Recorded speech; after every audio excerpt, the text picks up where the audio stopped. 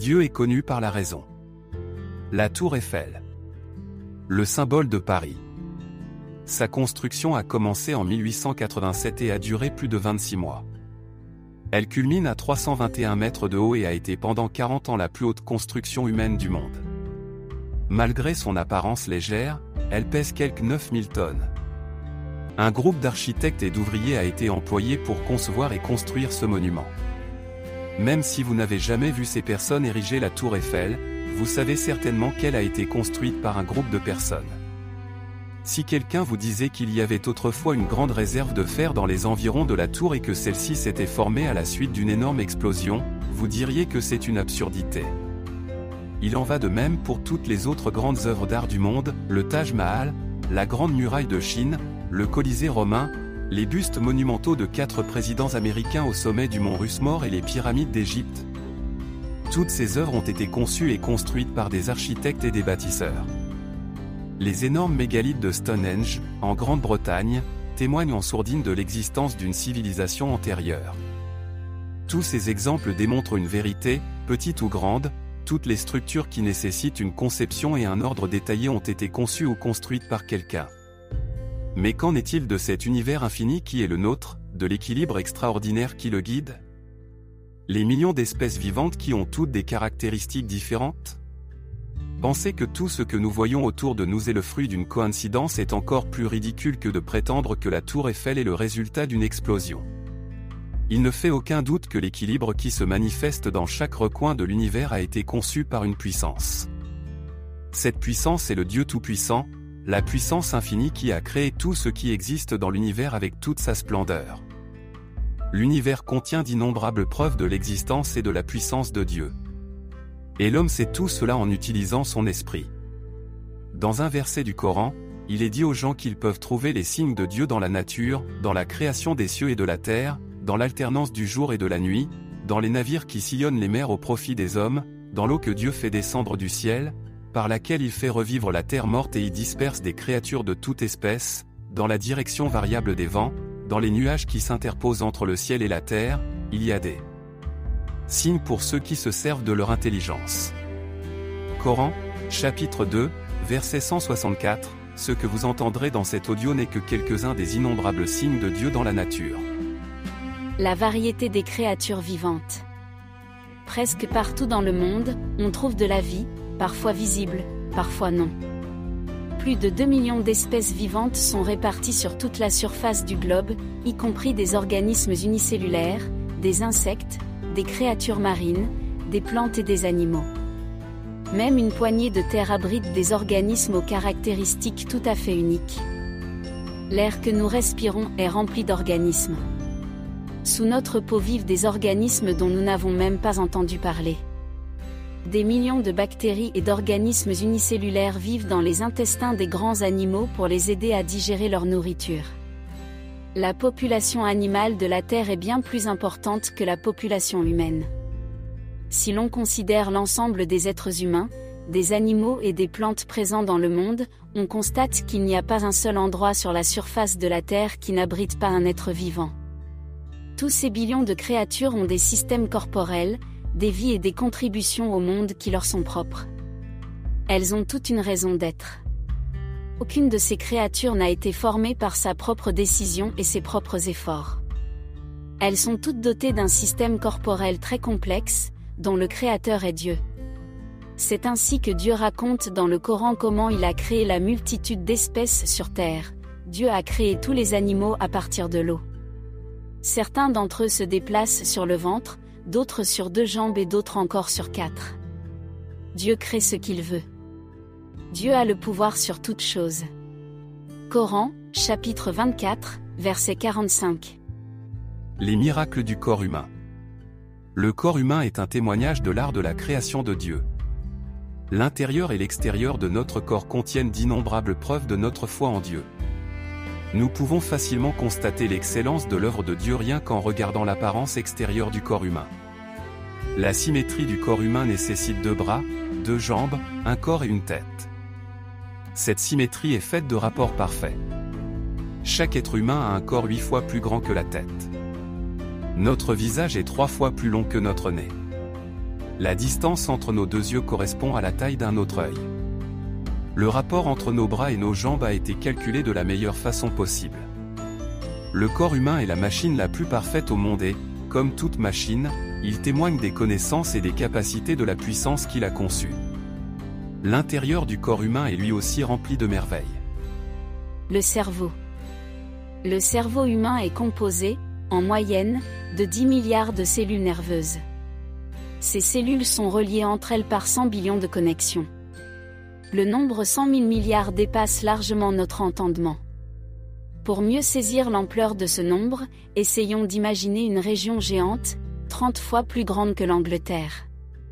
Si nous supposons que toute cette région est couverte d'arbres et que chaque arbre porte 10 000 feuilles, le nombre total de feuilles dans toute cette région est égal au nombre de connexions nerveuses dans notre cerveau.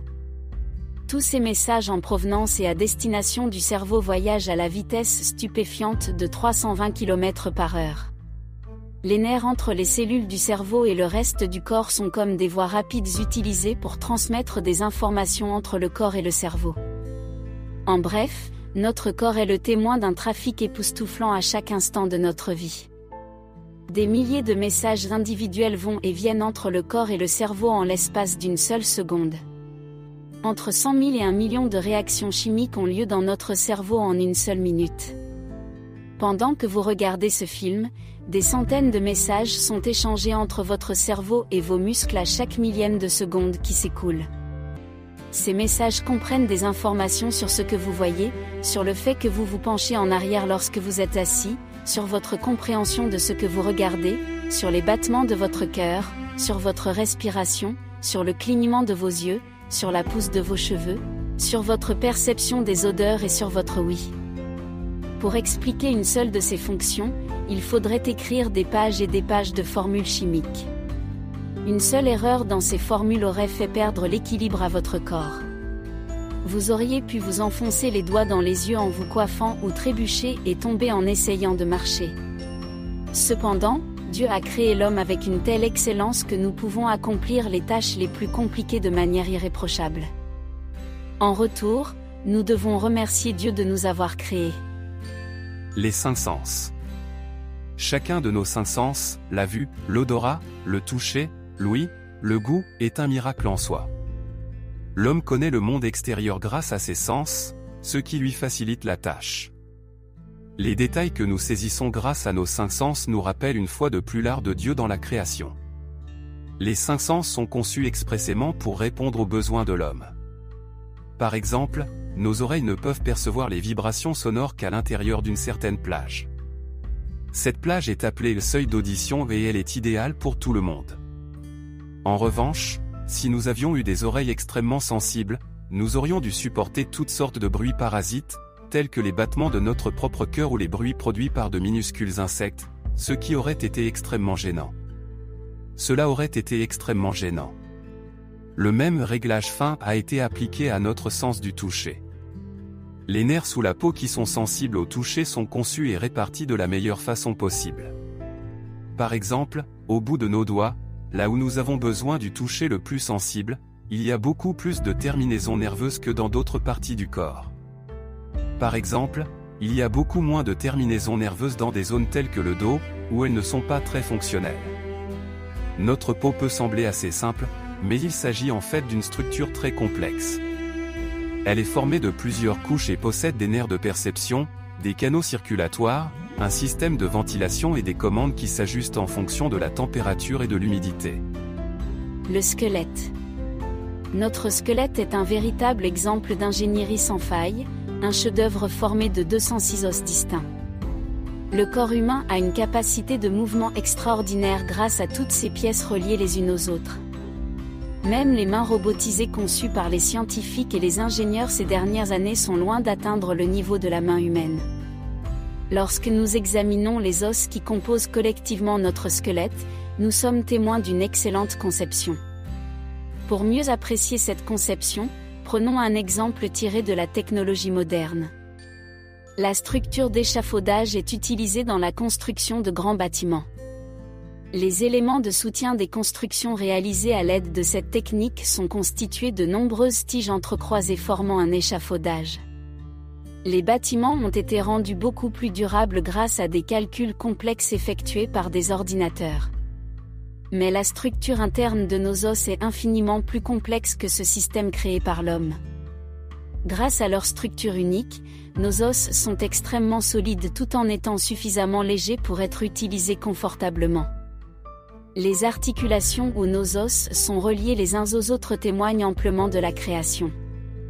Les surfaces articulaires exposées à la friction sont recouvertes d'une fine couche de cartilage poreux. Sous cette couche se trouve un lubrifiant.